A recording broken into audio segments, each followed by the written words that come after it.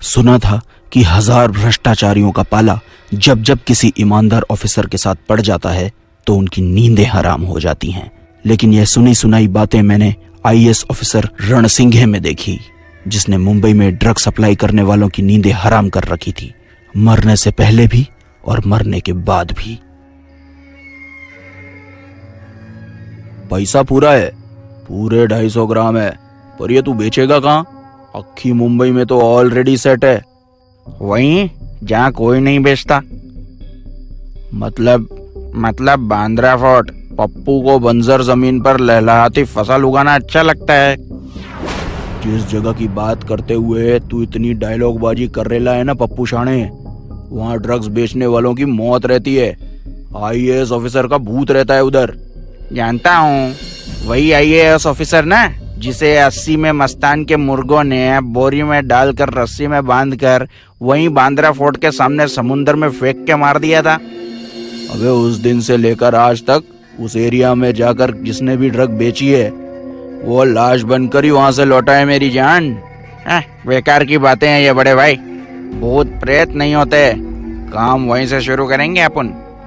उम्र में तुझसे बड़ा हूँ, मेरी बात समझ, मत जा उधर। छोड़ो ना बड़े भाई, तुम बस ब्रॉड स्क्रीन देखो, नोटों का आवन जावन देखो। आखे पुलिस डिपार्टमेंट को यही लगता है कि बांद्रा फोर्ट पर आईएएस ऑफिसर रणसिंघे का पहरा रहता है, इसलिए वो वहाँ राउंड नहीं लगाती। इसी बात का फायदा उठा के अपन वहीं से अपना काम ऑपरेट करेगा और लाखों करोड़ों कमाएगा। यही चपनी स्ट्रेटेजी है भाई। चलता हूँ।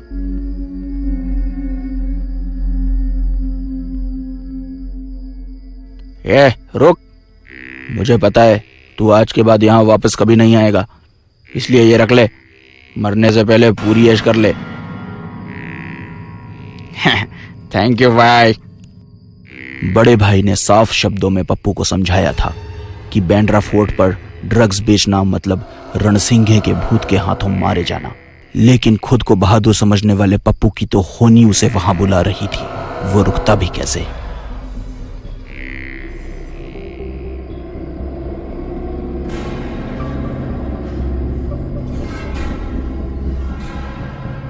अरे पप्पू भाई, कोई भी नशेड़ी यहाँ आने के लिए तैयार नहीं हो रहा है। हाँ भाई, सब बोल रहे हैं कि यहाँ आए तो रणसिंघे उन्हें मार देगा। अब तो मुझे भी डर लगने लगा है, हमें यहाँ नहीं आना चाहिए था। भाई रणसिंघे सच में आ गया तो? हम इतनी देर से यहाँ हैं, कोई आया? सब बकवास है मेरे छगन मगन। कोई भूत वूत नहीं होता, सब बनाई हुई कहानियां हैं। खैर ये डर का माहौल बदलने में थोड़ा वक्त तो लगेगा, लगाएंगे, लेकिन ओपनिंग डे पर बोनी तो करनी पड़ेगी। कुछ पैसे हैं जेब में या फोकट हो? है ना भाई? ये 355 और मेरे पास भाई 150 हैं। जितने हैं बोनी के लिए बहुत हैं। ये पकड़ो, अब इसे बेचो या खाओ, माल तुम्हारा। पूरे 5000 का खालिस माल है, मौज करो। चलो अब, कल नए तरीके से फील्डिंग करेंगे।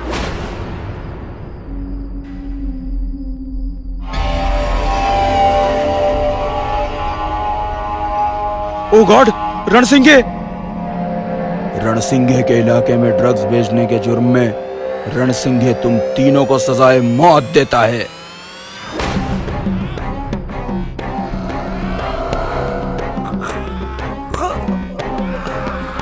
मौत से बचकर भागना हो तो यहाँ आकर ड्रग्स नहीं बेचनी चाहिए थी।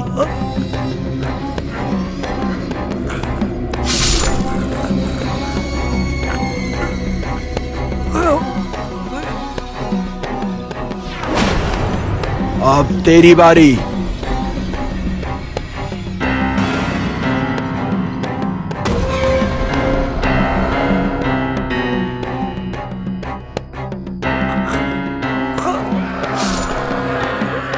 आज की कहानी से हमें यही सीख मिलती है, अगर तुम गलत काम करते हो तो एक ईमानदार ऑफिसर से एक नहीं, दो नहीं, पूरे एक शहर की दूरी बनाकर रखो, क्योंकि वो मरने के बाद भी अपनी ड्यूटी निभाता है। खेड़गांव में एक बहुत ही गरीब परिवार रहता था। पूजा और राकेश पति पत्नी थे। उनकी एक बेटी थी जिसका नाम रोशनी था।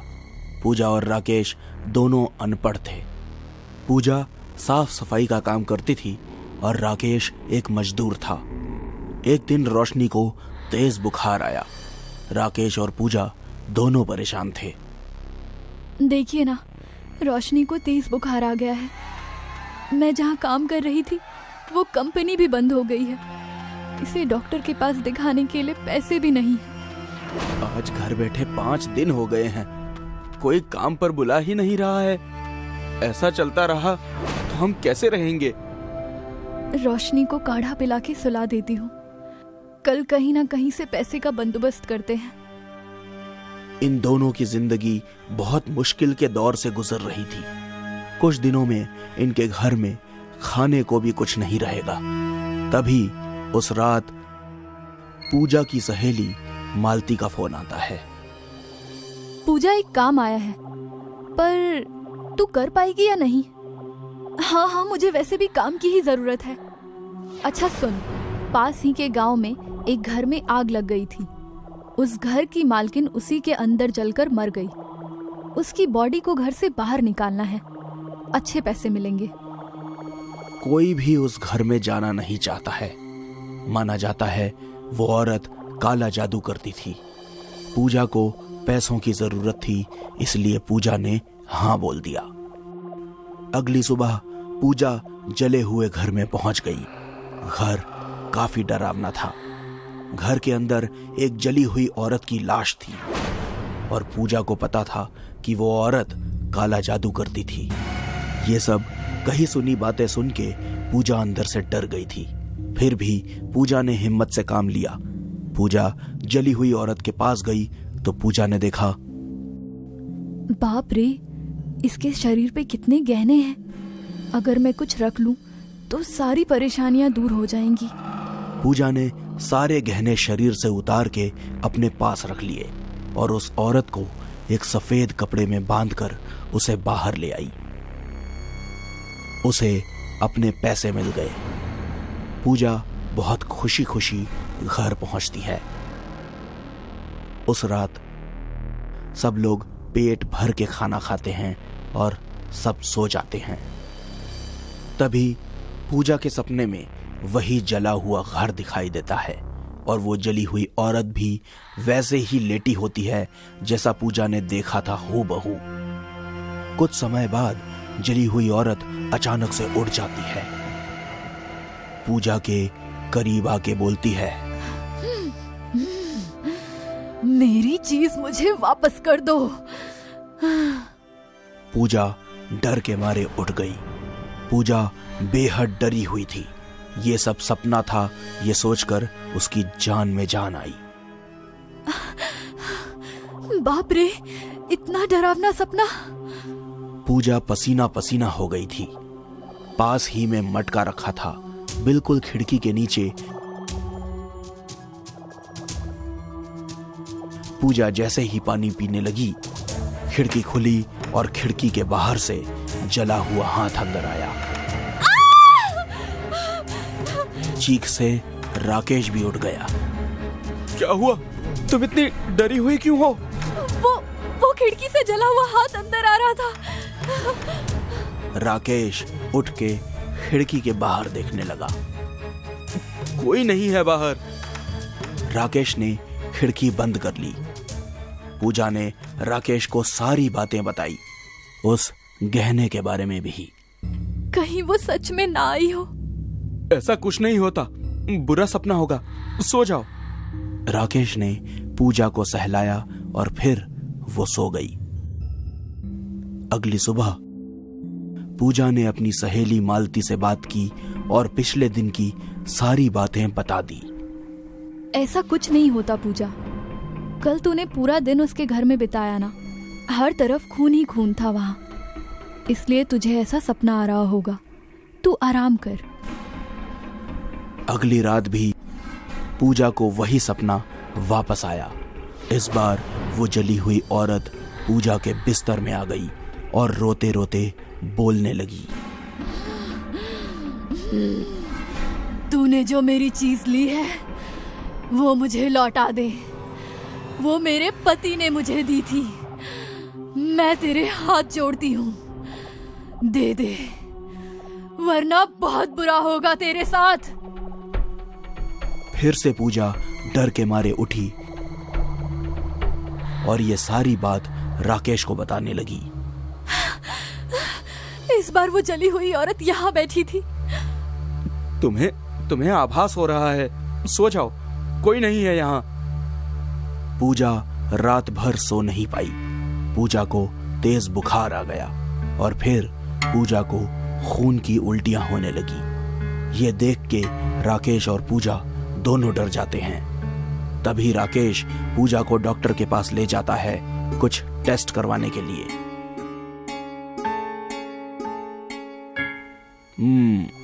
रिपोर्ट में तो सब कुछ नॉर्मल है। ये सुन के राकेश को कुछ समझ नहीं आ रहा था। पूजा भागते हुए मालती से मिलने उसके घर गई। पूजा ने मालती को सब बताया। तेरे बोलने का मतलब है जब से तूने उसका सोना लिया है तभी से वो जली हुई औरत ऐसा कर रही है। एक काम करते हैं, यहीं पास में एक बाबा है, पर अभी नहीं, वो 3-4 दिन के लिए बाहर गए हैं। बाबा जैसे ही आते हैं हम उनसे मिलकर इस समस्या के बारे में बताते हैं। तब तक तू अपना ख्याल रख। धीरे धीरे दिन बीतते गए।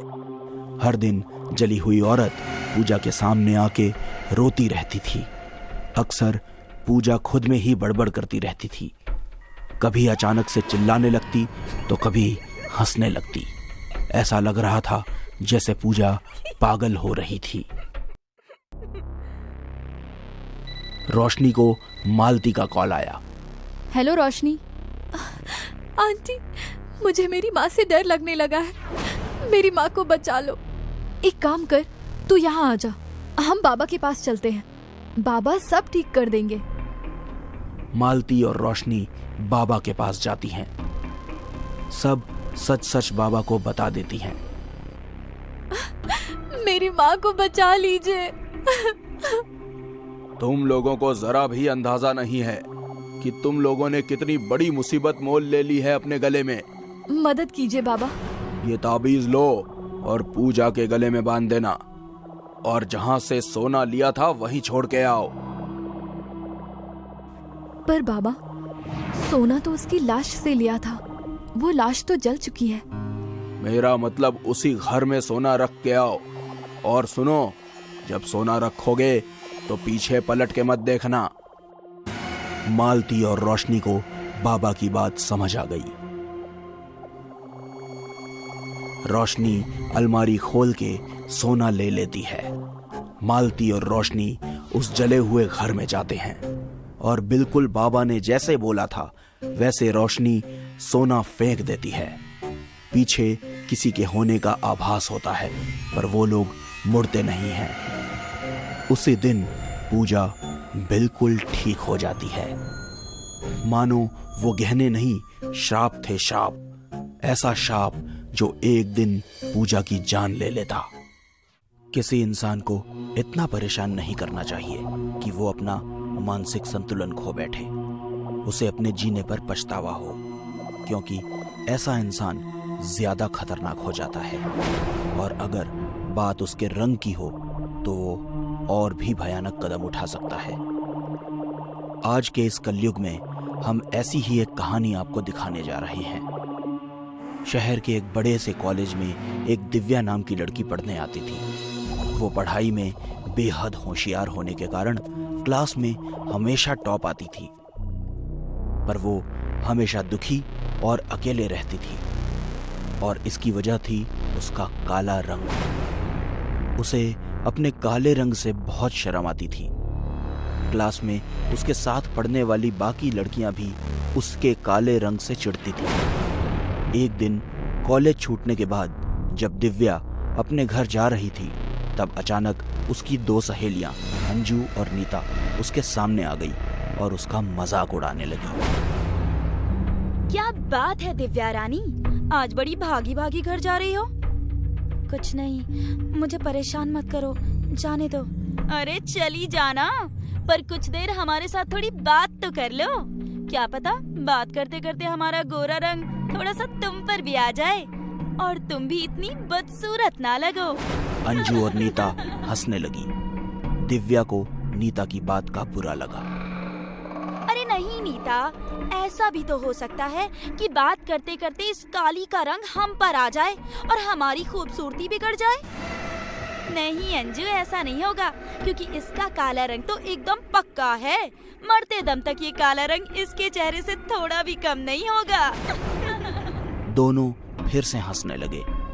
दिव्या को इस बात पर गुस्सा आ गया। तुम सब कितने बुरे हो। तुम्हारी इन्हीं हरकतों की वजह से मुझे कितनी तकलीफ होती है, इसका अंदाजा है तुम्हें? ज्यादा बोलने की जरूरत नहीं है।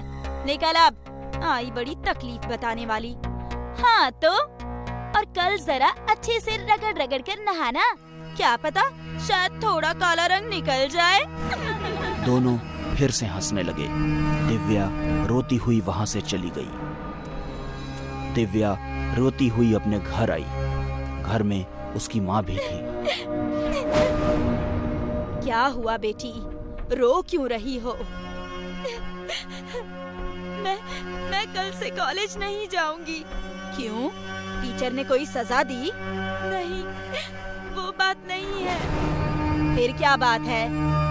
क्लास की सभी लड़कियां मुझे मेरे काले रंग की वजह से चिढ़ाती हैं, इसीलिए मैं नहीं जाऊंगी। दिव्या बेटा, ऐसा नहीं कहते, ये सब तो होता रहता है। तुम इन सब बातों पर ध्यान मत दिया करो, तुम सिर्फ पढ़ाई पर ध्यान दो। इतना कहकर माँ अपना काम करने के लिए अंदर चली गई। कोई मुझे नहीं समझता। मुझे इस बात की कितनी तकलीफ होती है, ये मैं किसको बताऊं? दिव्या वहीं रोती रही। कुछ दिन बाद दिव्या मुस्कुराती हुई कॉलेज आई। सब लड़कियां उसे फिर से चिढ़ाने लगी। दिव्या चुपचाप जाकर अपने बेंच पर बैठ गई।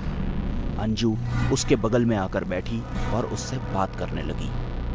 क्या हुआ, आज बड़ी खुश लग रही हो? कुछ नहीं हुआ, बस आज बहुत अच्छा लग रहा है। क्यों, तुम गोरी होने वाली हो क्या? नहीं, उससे भी अच्छी बात होने वाली है। शायद सब कुछ ठीक होने वाला है।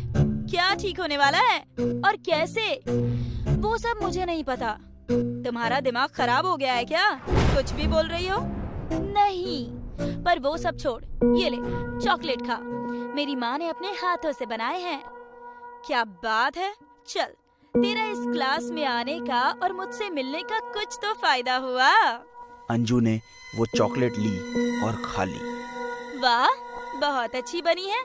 और है? नहीं, अब मेरे पास नहीं है, लेकिन घर पर बहुत सारे हैं। ये सिर्फ टेस्ट के लिए लेकर आई थी। ठीक है, कल ज्यादा लेकर आना।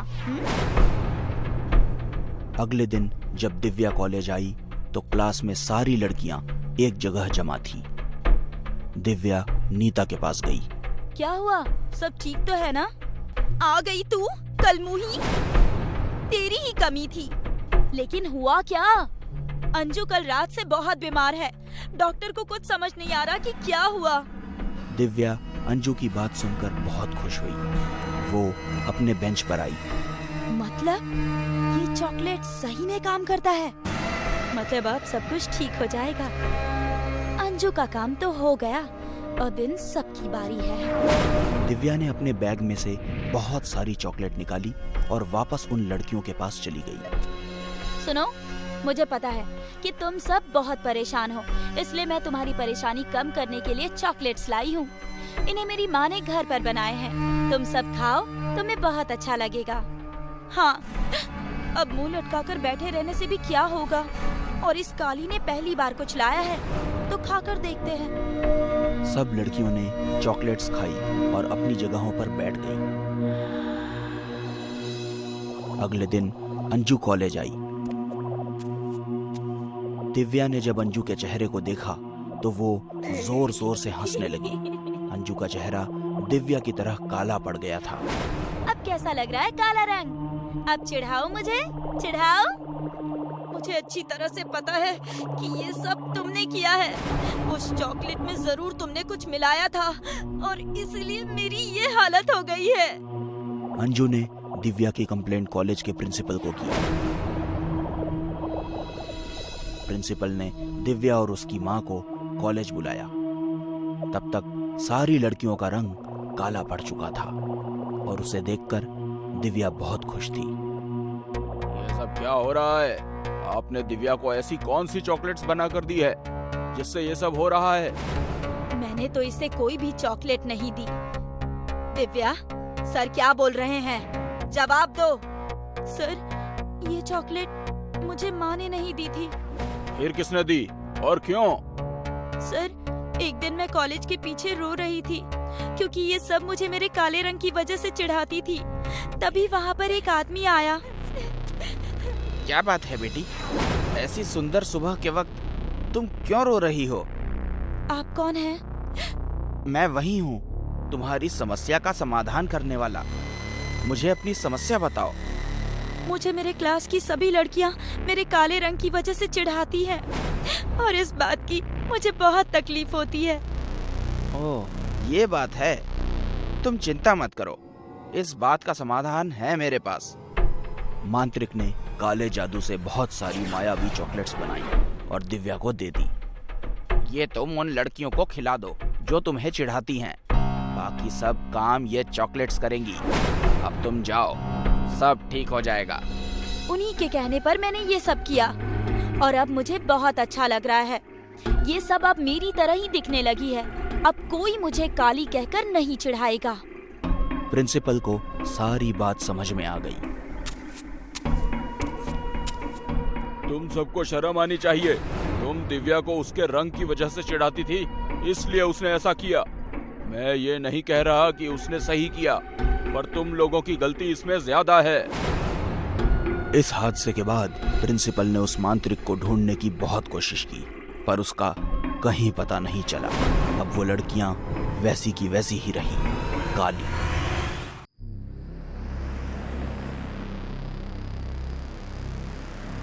एक रात की बात है। आशा नाम की एक औरत कहीं से लौट रही थी। वो एक सुनसान मेट्रो स्टेशन में आई। ये मेट्रो स्टेशन इतना सुनसान क्यों है आज? बाप रे, बाप रे, इतनी गंदगी, ऊपर से अंधेरा अलग। पहली बार इस मेट्रो स्टेशन में आई हूँ, अगली बार नहीं आऊंगी।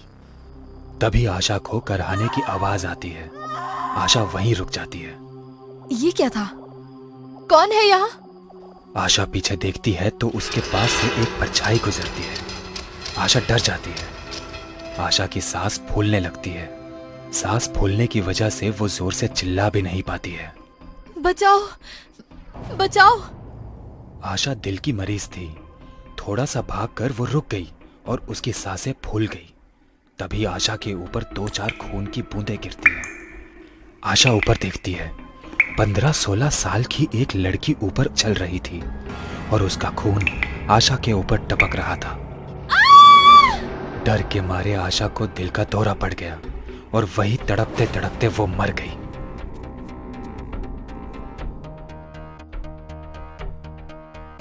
अगले दिन पुलिस आशा की मौत को हार्ट अटैक समझकर केस क्लोज कर देती है। उसी दिन रात के लगभग 8 बजे एक बच्चा मेट्रो स्टेशन के पास बॉल से खेल रहा था। उसका बॉल मेट्रो स्टेशन के भीतर चला जाता है और बॉल ढूंढने वो भी अंदर चले जाता है। कहाँ गई बॉल? यही तो आई थी। तभी उसे बॉल पटकने की आवाज आती है। उस बॉल के साथ वही लड़की खेल रही थी, सर बालों से ढका हुआ और कपड़े गंदे। वो मेरा बॉल है, मुझे दे दो। तुम मेरे साथ खेलोगे? ठीक है। भूतनी बॉल दूर फेंक देती है। अरे इतना दूर नहीं फेंकना था, मैं यहाँ खड़ा हूँ ना। बच्चा बॉल लाने पीछे जाता है। बॉल उठा के जैसे ही पीछे मुड़ता है, वो भूतनी बच्चे के सामने खड़ी हो जाती है और बाल हटा के उसके सामने हंसते हुए कहती है, अब तू मेरे साथ यही खेलता रहेगा। बच्चा उसकी डरावनी शक्ल और हंसी देख के डर जाता है और चिल्लाते हुए मेट्रो स्टेशन के बाहर भागने लगता है। वो भूतनी वापस ऊपर सीलिंग पर चलने लगती है। अब तू मेरा दोस्त है, तू यहीं रहेगा। हम एक साथ बहुत खेलेंगे। बच्चा रोते हुए भागता है। तभी बच्चे की माँ उसके सामने आ जाती है। तू मेट्रो स्टेशन के अंदर क्या कर रहा है? मैं तुझे बाहर ढूंढ रही थी। मम्मी मम्मी वो मुझे मार देगी, मेरा पीछा कर रही है। कोई नहीं है तेरे पीछे। तू रोना बंद कर और घर चल। हर दिन तेरी नौटंकी बढ़ती ही जा रही है। जैसे ही बच्चा अपनी माँ का हाथ पकड़ता है, भूतनी दोनों को वापस अंदर खींच लेती है। उन दोनों को बेरहमी से मार देती है। कहती है जो कोई भी रात के समय इस मेट्रो स्टेशन में कदम रखता है उसकी मौत निश्चित है। धीरे धीरे ये बात फैल जाती है और अब कोई भी उस मेट्रो स्टेशन के पास से भी नहीं गुजरता। कभी कभी आधी रात में उसी लड़की की चीखने चिल्लाने की आवाज आती है और कभी रोते हुए मुझे बचाओ की भी आवाजें आती हैं। इस मेट्रो स्टेशन के बारे में अब पूरे शहर में बातें होने लगी हैं। मधु को जब इस मेट्रो स्टेशन का पता चला तो उसने अपने फ्रेंड को कॉल लगाया। तुझे भूत देखने थे ना? चल तुझे आज रियल का भूत दिखाती हूँ। मुझे भूतों पर रिसर्च करते हुए 2 साल हो गए, पर आज तक एक भी भूत नहीं दिखा। इस बार जरूर दिखेगा। मधु और अनिकेत को भूतों में बहुत दिलचस्पी थी। उन दोनों ने इस विषय में पढ़ाई भी की थी। उनकी यही दिलचस्पी उन्हें मेट्रो स्टेशन तक खींच लाई। वो दोनों वहां पहुंच गए। यही भूतिया मेट्रो स्टेशन है क्या? हाँ, लोगों का तो यही कहना है। पर मुझे किसी भी तरह से ये मेट्रो स्टेशन भूतिया नहीं लगता। ये तो नॉर्मल मेट्रो स्टेशन की तरह है। इतने भीड़ भाड़ वाले मुंबई में थोड़ी ना कोई भूत रहता होगा भला। अरे यहाँ इंसानों के लिए रहने के लिए जगह नहीं है। अरे गधे, पहले मेट्रो स्टेशन के नीचे तो चल। भूत होगा भी तो नीचे ही होगा। और क्या पता अंदर जाते ही कोई भूत या भूतनी मिल जाए। अच्छा जी, चलो ठीक है। ये देख, मैं एनर्जी मशीन भी लाई हूँ। जैसे ही कोई एनर्जी हमारे आसपास होगी, ये ग्रीन लाइट रेड हो जाएगी। ठीक है, अब तू बोल रही है तो जाके देख लेते हैं, वरना मुझे इस बात पे यकीन नहीं है। इतने सालों में तो भूत कोई दिखा नहीं, अब क्या मिलेगा? और मिल भी गया तो क्या करेंगे? मैंने गंगा जल भी ले लिया है। अगर वो भूत स्ट्रांग होगी तो गंगा जल हमें सेफ रखेगा। चल चल अंदर चल। गंगा जल, वाह, जैसे आज सच में भूतनी मिलने वाली है और तू उसे मार ही देगी। दोनों मेट्रो स्टेशन के अंदर जाते हैं। उनकी मशीन अभी भी ग्रीन ही थी। देखा, भूत ऐसा कुछ नहीं है इस मेट्रो स्टेशन में। बस लोगों ने फालतू का ढिंढोरा पीट कर रखा है। भूतिया मेट्रो स्टेशन, भूतिया मेट्रो स्टेशन। हाँ यार, इस मशीन की लाइट रेड नहीं हुई और यहाँ कुछ भी अजीब नहीं हो रहा है। वही तो, चल अब वापस चलते हैं। बेफिजूल इतना टाइम वेस्ट कर दिया। वो दोनों मेट्रो स्टेशन से बाहर निकलने ही वाले थे कि उनकी मशीन की लाइट अचानक से रेड हो गई। ये क्या हो रहा है? लगता है कोई भूत या शक्ति है यहाँ। देख, ये कितनी जोर जोर से ब्लिंक हो रहा है। मतलब यहाँ सच में भूत है? हाँ। दोनों रुक गए। तभी पायल की आवाज आने लगी और दोनों आवाज का पीछा करने लगे। वो देखते हैं कि एक कोने में एक लड़की अपना सर झुका के रो रही थी। दोनों उस लड़की के पास जाते हैं।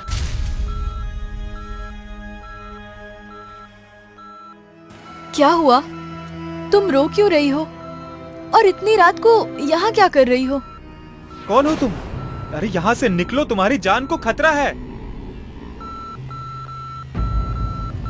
अनिकेत, वही भूत है, भाग! वो भूतनी अनिकेत की गर्दन पकड़ के उठा लेती है और जोर जोर से हंसने लगती है।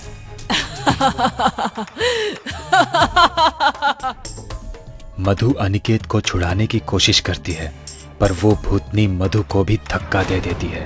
अनिकेत का मुंह लाल हो जाता है। धीरे धीरे अनिकेत की आंखें बंद होने लगी हैं। तभी मधु जल्दी से गंगा जल निकालती है और भूतनी के ऊपर छिड़कती है। गंगा जल से भूतनी जलने लगती है और अनिकेत को छोड़ देती है।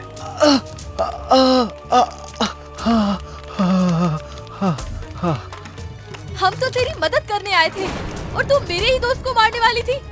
अभी तुझ पे गंगा जल डाल के तुझे जला दूंगी। आज तेरी खैर नहीं। नहीं नहीं, ऐसा मत करना प्लीज। तुम भूत कैसे बनी? तुम्हारे साथ क्या हुआ था? मेरा नाम ज़ारा है। 5 साल पहले मैं कॉलेज से घर जा रही थी और इसी मेट्रो स्टेशन में 5 लोग बैठकर दारू पी रहे थे। मुझे देखते ही मेरे साथ जबरदस्ती करने लगे और उसी में मेरा सर दीवार पे जा टकराया। बहुत खून निकल रहा था। वो लोग डर के मुझे वहीं छोड़कर भाग गए और मैं मर गई। तब से यही भूत बनकर कैद हूँ। ज़ारा की कहानी सुनकर अनिकेत और मधु की आंखों में आंसू आ गए थे। दोनों ज़ारा से नजर तक नहीं मिला पा रहे थे। अचानक से भूतनी उनके पीछे आ जाती है और उन दोनों की गर्दन पकड़ लेती है। दोनों छटपटा रहे हैं। थोड़ी बातें क्या कह दी, तुम दोनों तो रो पड़े। बड़े बेवकूफ हो। भूतनी ने सामने की दीवार पे दोनों का सर पटक पटक के उनकी जान ले ली। इस मेट्रो स्टेशन में आने वाला मरेगा, जरूर मरेगा।